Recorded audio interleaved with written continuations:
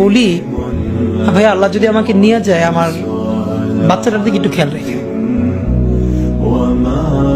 ইনকিলাব মঞ্চের মুখপাত্র এবং জুলাই গণ অভ্যুত্থানের অন্যতম ছাত্রনেতা শরীফ ওসমান হাদির মৃত্যুকে কেন্দ্র করে ২০২৫ সালের ১৮ ডিসেম্বর রাত থেকে বাংলাদেশ জুড়ে ব্যাপক চাঞ্চল্য ও উত্তপ্ত পরিস্থিতি সৃষ্টি হয়েছে। মৃত্যুর কারণ ও সময়: হাদি ১৮ ডিসেম্বর ২০২৫ বৃহস্পতিবার রাত ৯টা ৪৫ সিঙ্গাপুর জেনারেল হাসপাতালে চিকিৎসাধীন অবস্থায় মারা যান।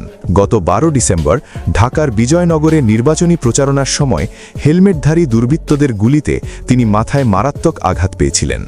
দেশজুড়ে সহিংসতা ও বিক্ষোভ। হাদির মৃত্যুর সংবাদ ছড়িয়ে পড়লে ঢাকা ও চট্টগ্রাম সহ দেশের বিভিন্ন স্থানে নজিরবিরূপ বিক্ষোভ শুরু হয়। উত্তেজিত জনতা রাজধানীর কারওয়ান বাজারে অবস্থিত দেশের শীর্ষস্থানীয় পত্রিকা প্রথম আলো ও ডেইলি স্টারের কার্যালয়ে হামলা চালিয়ে ভাঙচুর ও অগ্নিসংযোগ করে।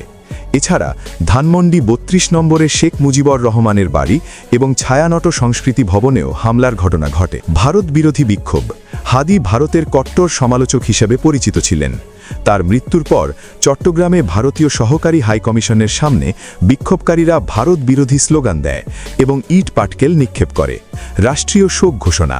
প্রধান উপদেষ্টা অধ্যাপক মোহাম্মদ ইউনুস হাদির মৃত্যুকে জাতির জন্য অপূরণীয় ক্ষতি হিসেবে বর্ণনা করেছেন এবং ২০ ডিসেম্বর ২০২৫ শনিবার একদিনের রাষ্ট্রীয় শোক ঘোষণা করেছেন। শোক দিবসে জাতীয় পতাকা অর্ধনমিত থাকবে। সরকারের পদক্ষেপ: পুলিশ হাদির হত্যাকারীদের ধরিয়ে দেওয়ার জন্য ৫০ লক্ষ বা ৫ মিলিয়ন টাকা পুরস্কার ঘোষণা করেছে এবং ২ সন্দেহভাজন ব্যক্তির ছবি প্রকাশ করেছে। দেশের আইন শৃঙ্খলা রক্ষায় বিজিবি ও সেনাবাহিনী মোতায়েন করা হয়েছে। হাদি আসন্ন ২০২৬ সালের সাধারণ নির্বাচনে ঢাকা ৮ আসন থেকে স্বতন্ত্র প্রার্থী হিসাবে প্রতিদ্বন্দ্বিতা করার ঘোষণা দিয়েছিলেন।